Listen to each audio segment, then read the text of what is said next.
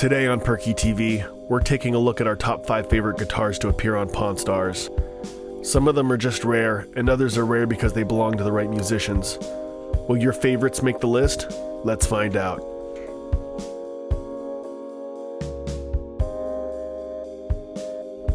(1979) Sandoval Flying V guitar. This extra-large guitar came into the shop in an extra-large case, and inside was a 1979 Carl Sandoval custom-built Flying V guitar. The owner claims that he got it at an online auction and was looking for $4,500 for it. Rick admired the guitar for a while, reminiscing of an era where the guitar came from. In the end, though, he decided to call in an expert, and so he did. Not his usual expert, though. This expert would know the exact value of the guitar. That's right, Rick got Carl Sandoval himself to come in and appraise the guitar. After authenticating it, he said that it would cost $7,000 to commission the guitar. The customer continued to ask for $4,500, but the two haggled it out and eventually settled at a price of $3,700.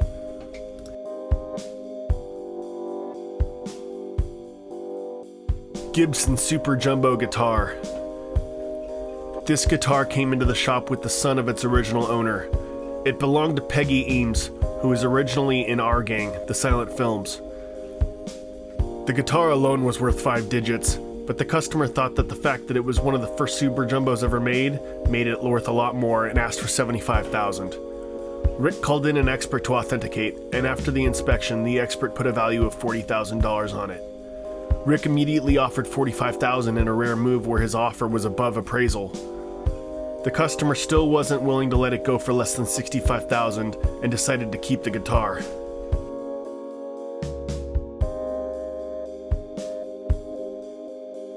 (1941) Super Jumbo 200. This customer came in with a guitar he claimed belonged to Stephen Stills and was a 1941 Gibson SJ 200. This guitar wasn't just beautiful, it was rare and very expensive. Rick knew that he couldn't go off his own knowledge alone, and with the type of money that this deal could use, he decided to call in an expert. The expert came in and after admiring the guitar for some time, appraised it at $75,000 to $100,000. The two haggled, but in the end the customer reluctantly settled for $85,000. If this thing sells, it's going to make the shop a lot of money.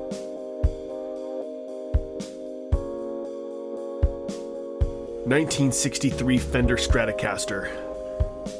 This next guitar brought something else to the table. It was owned and played by Jimi Hendrix himself. When Rick heard this, he knew he absolutely had to have it, but only if an expert could authenticate it. After some time, an expert came in and authenticated it as Jimmy's guitar. When asked for a value, he put a number of $750,000 to $1 million on it. The two began to immediately haggle right out of the gate, and the best Rick could do was $600,000. But in the end, the customer decided that he couldn't let something potentially worth $1 million go for such a low offer, and eventually walked.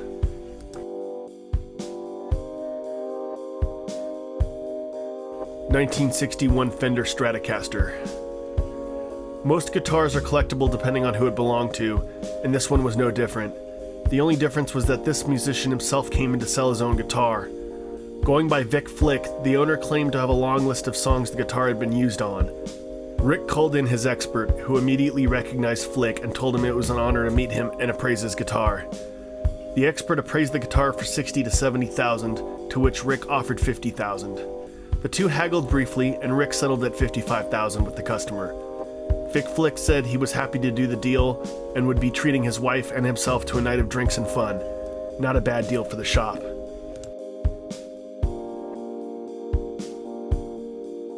Well, that's our list of our top 5 favorite guitars to show up on Pawn Stars. What are some of your favorites? Let us know down in the comments below, and as always, please like, subscribe, and hit that bell.